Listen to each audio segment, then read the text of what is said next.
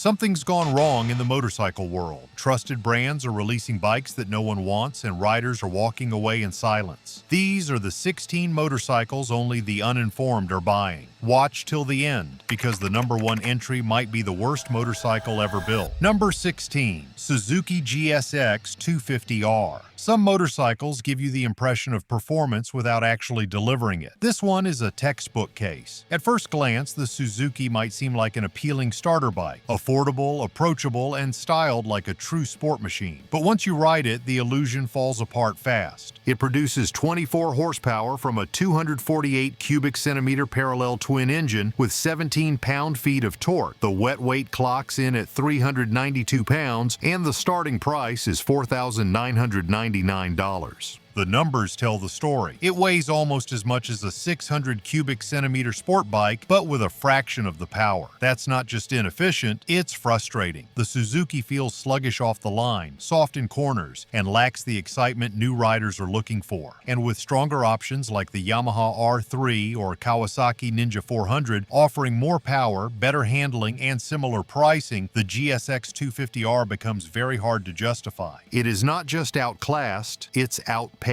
Even within Suzuki's own lineup, there are bikes that outperform it in nearly every category. The styling may fool a few eyes, but serious riders know what it lacks underneath. It's the kind of bike that ends up gathering dust in the corner of a dealership, because when word gets around, nobody comes looking for it. And if this one left you underwhelmed, the next bike takes disappointment to a whole new scale, literally. Number 15. Honda Rebel 1100 DCT. The Rebel series built its name on simplicity, accessibility, and old-school charm. But this one, the biggest of the bunch, lost the plot. The Rebel was meant to be stripped back and soulful, not a computerized cruiser trying to be everything at once. Yet that's exactly what this version became. It delivers 86 horsepower from a 1,084 cubic centimeter parallel twin engine with 72 pound-feet of torque. Wet weight is 524 pounds, and the starting price is $9,599. What makes it different is the dual clutch transmission. No clutch lever, no gear shift, just twist and go. On paper, that might sound great, but in practice, it robs the ride of any real connection. Shifting is abrupt in certain modes and smooth in others, but never satisfying. Combined with its long wheelbase and awkward ergonomics, the result is a motorcycle that doesn't feel like a cruiser or anything else familiar for that matter. It also pushes far beyond what the Rebel name ever stood for. Riders stepping up from the smaller versions expect familiarity. Instead, they get something that feels distant and unsure of itself. The weight doesn't help either, making the bike feel top-heavy and clumsy at slow speeds. This was Honda trying to modernize the Rebel. What they delivered was a confused platform that alienates the riders it was meant to win over. And the next motorcycle on this list doesn't just confuse buyers. It leaves them wondering who it was even built for in the first place. If you've seen any of these bikes collecting dust at your local dealer, hit like and drop a comment. Which one do you think never should have hit the mark? Number 14. Kawasaki versus 1000 LT.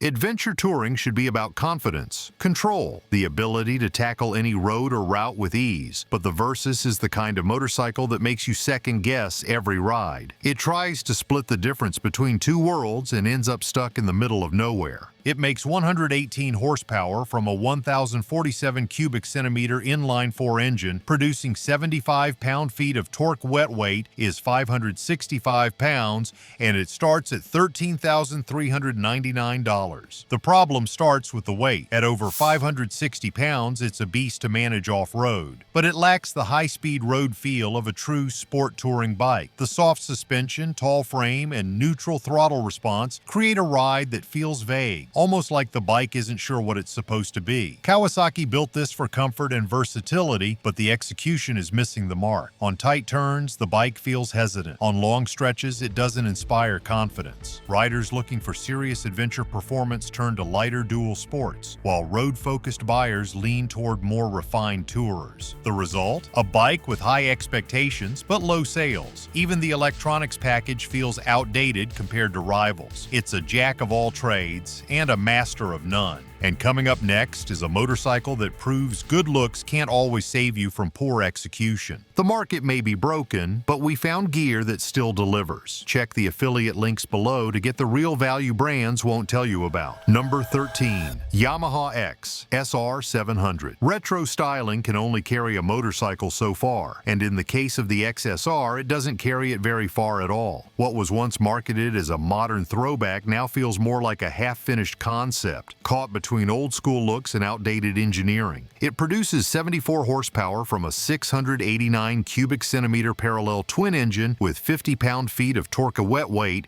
is 410 pounds, and the starting price is $8,899. The XSR shares much of its platform with the MT-07, but it doesn't inherit the fun. Instead, it brings along outdated suspension, awkward ergonomics, and a seat that wears you out in under an hour. Riders expecting a sporty experience get a reminder of how far behind this bike has fallen, and those drawn in by the styling quickly realize that retro doesn't mean refined. The problem is that the XSR doesn't compete on performance, comfort, or value. In today's market, where bikes like the Triumph Trident and even the Honda CB650R offer sharper dynamics and more polish, the XSR feels like a leftover from an earlier decade, still riding on its image while the world moves on. Even longtime Yamaha fans are starting to look elsewhere, and when a model's own base starts to disappear, it's usually only a matter of time. Still, at least the XSR makes a sound, because the next motorcycle on this list forgot how to make any noise at all. Number 12. Livewire 1. Some motorcycles try to push boundaries, others push riders away. The Livewire began life as a bold experiment,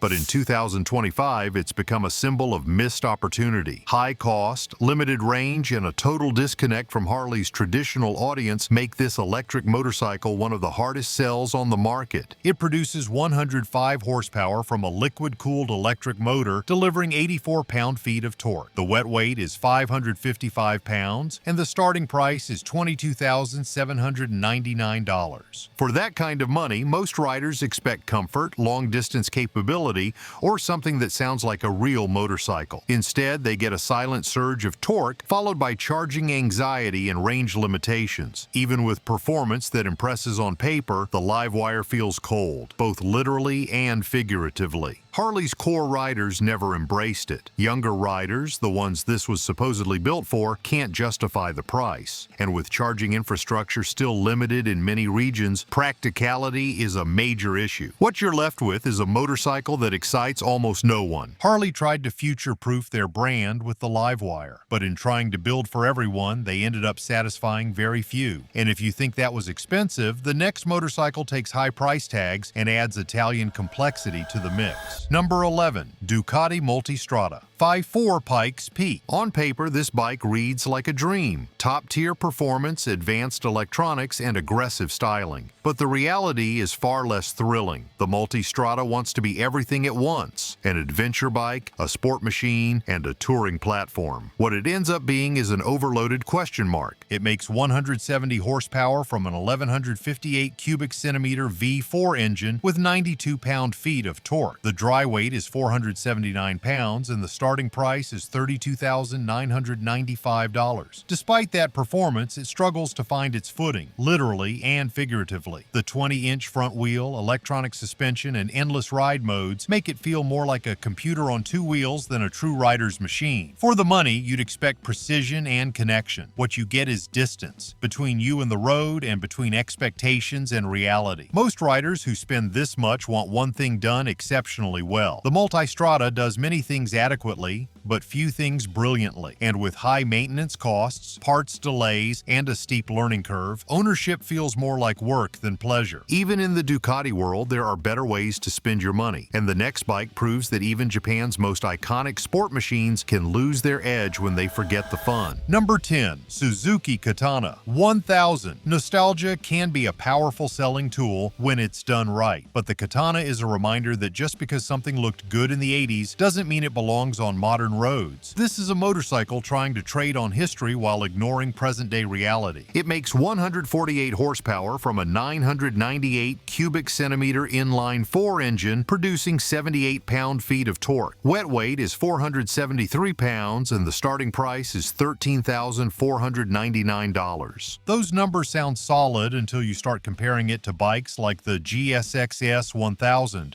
the very platform it shares. That bike offers better ergonomics, similar performance, and comes in at a lower price. The Katana's upright bars and odd styling don't help either, and the limited wind protection turns highway miles into a chore. Riders expecting sharp handling and daily rideability end up with neither. Even the retro charm wears thin after a while. The Katana looks unique but polarizing, and as resale values drop and buyers turn to more practical options, it becomes clear that the market didn't ask for this revival. It tolerated it, barely. It is a lesson in how not to bring back a legend, because without improvements or innovation, nostalgia just feels old. And while this one's stuck in the past, the next bike never even belonged in the future, because it was never a real motorcycle to begin with. Number 9. Indian EFT R Jr. Some motorcycles inspire respect, others spark nostalgia. Then there's this one, a glorified toy wrapped in branding. The EFT-R Jr. isn't a motorcycle. It's a small electric novelty that looks the part but fails in every category that matters. It makes 0 horsepower from an electric motor limited to 15 miles per hour. It weighs 65 pounds and has a starting price of $799.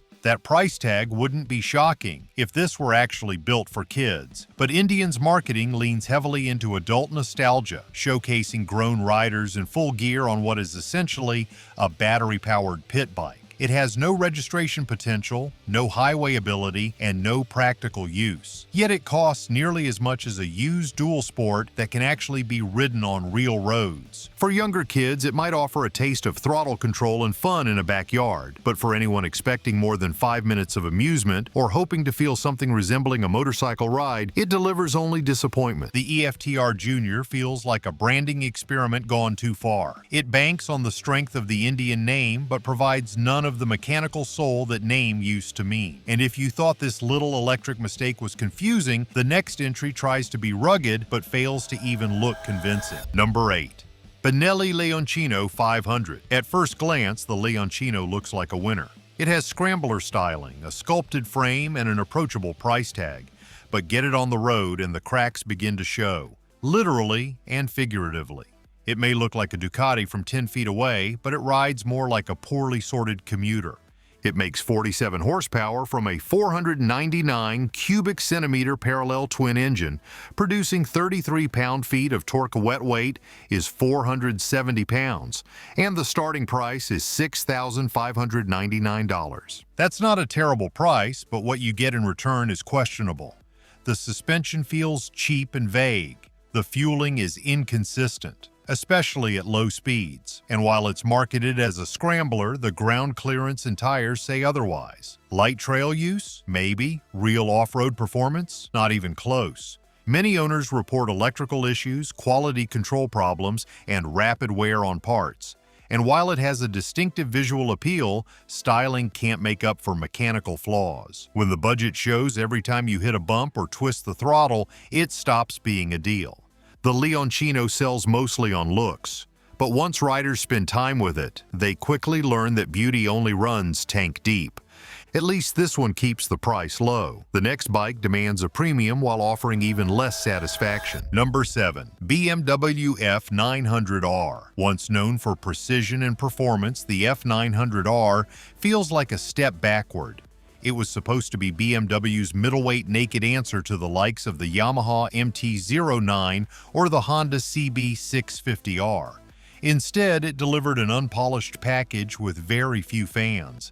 It makes 99 horsepower from an 895 cubic centimeter parallel twin engine, producing 68 pound-feet of torque. Wet weight is 465 pounds, and the starting price is $9,195. The problem starts with refinement, or the lack of it. The throttle response is choppy. The engine note feels agricultural, and the ride lacks the finesse expected from a bike wearing the BMW badge. It is not an awful motorcycle, but at this price point, it competes with smoother, faster, and more engaging machines from Japan that also offer better reliability and dealer support. The ergonomics are also questionable. The seating position feels cramped for taller riders, and the suspension setup struggles on anything other than perfect pavement. Despite the specs, it just doesn't deliver the visceral thrill riders want in this segment. Resale values reflect the disconnect. This bike depreciates faster than most of its rivals, and used examples often sit on the market far longer. It's a machine that feels like it was designed by committee and sold to no one in particular. But if you thought BMW just stumbled here, the next model on this list shows what happens when they completely lose the plot. Number 6. Royal Enfield Meteor 350. Some cruisers are built to go the distance. This one barely gets out of its own way. The Meteor tries to bring retro charm to modern roads, but ends up feeling more like a photo shoot prop than a serious motorcycle. It may look the part, but performance, comfort, and practicality are all sacrificed for styling. It produces 20 horsepower from a 349 cubic centimeter air-cooled single-cylinder engine, with 20 pound-feet of torque wet weight is 421 pounds, and the starting price is $4,899. That engine might be fine in city traffic, but on open roads it feels overwhelmed. Passing power is minimal, and steep grades make the bike labor noticeably. While the ergonomics are relaxed and the seat is fairly plush, the vibrations through the bars and pegs become fatiguing on longer rides. Highway use is technically possible, but practically miserable. The Meteor is also not as cheap as it appears. For a few $1,000s more, you can get a Honda Rebel 500 with better power, better build quality, and a stronger resale value. In the U.S. market, where highway speeds and long distances matter, the Meteor feels out of place.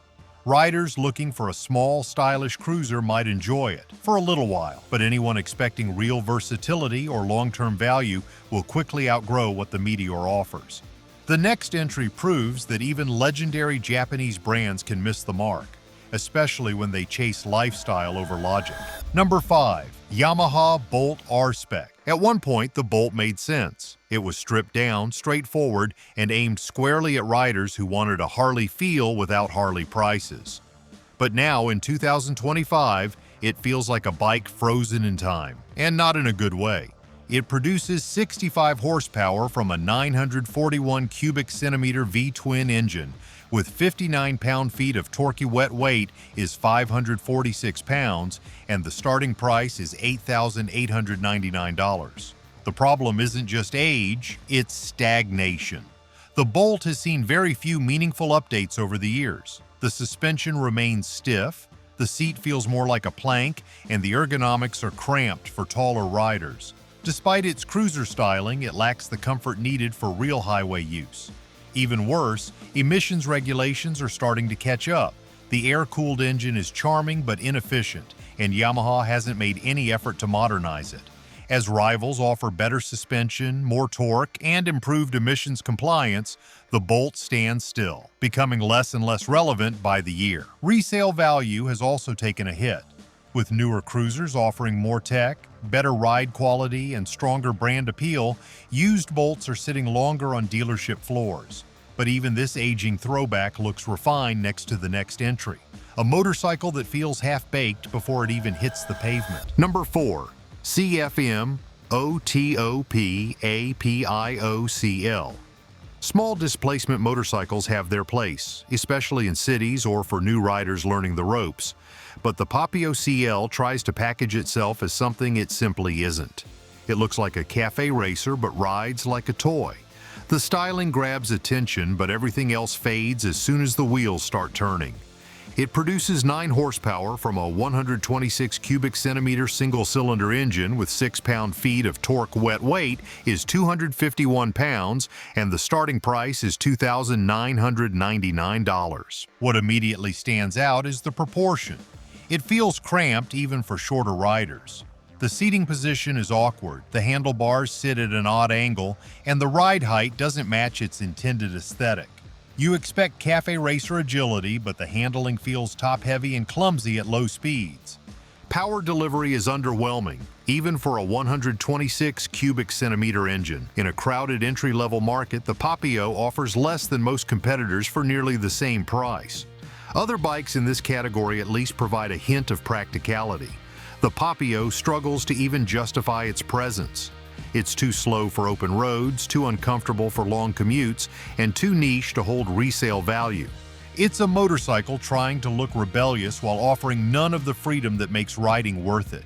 But even this miniature misfire looks like a sensible purchase compared to the next bike, a full-sized oddity from Honda that left everyone scratching their heads. Number 3. Honda M4 Voltus. Honda isn't afraid to take risks. Sometimes those risks lead to innovation. Other times, they lead to the Voltus, a motorcycle that looks like it belongs in a science fiction movie and rides like a confused experiment.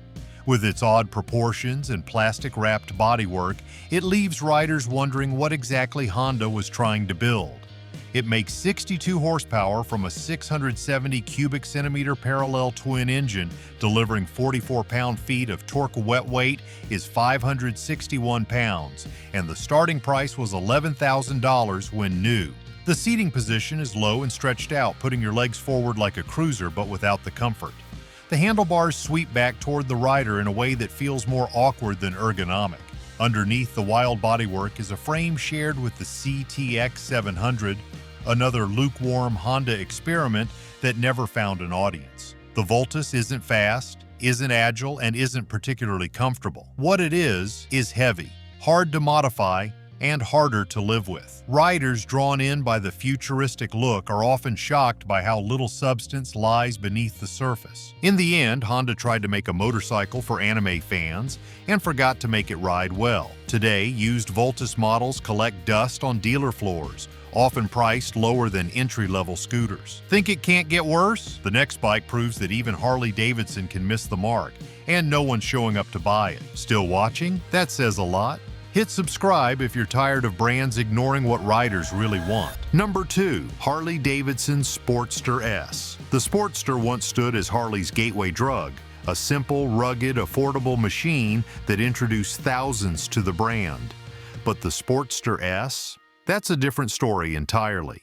Meant to be a bold reimagining, it ended up as a high-tech, heavy, and overpriced cruiser that few loyalists recognize and even fewer want to ride.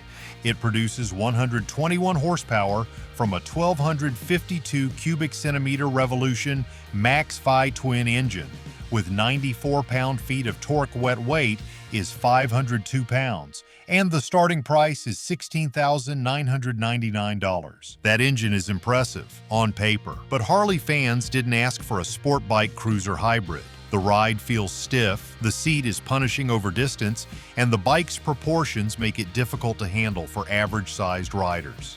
The high-mounted exhaust burns calves, the forward controls feel awkward, and the single-gauge display feels stripped down, not streamlined. It tries to appeal to younger riders with aggressive styling and tech, but misses the mark on comfort and value.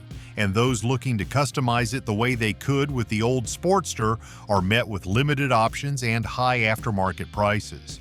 The showroom results speak volumes. These bikes aren't flying off the floor, they're sitting quietly. And now, we arrive at the motorcycle that redefines excess, a six-figure machine that no one really asked for.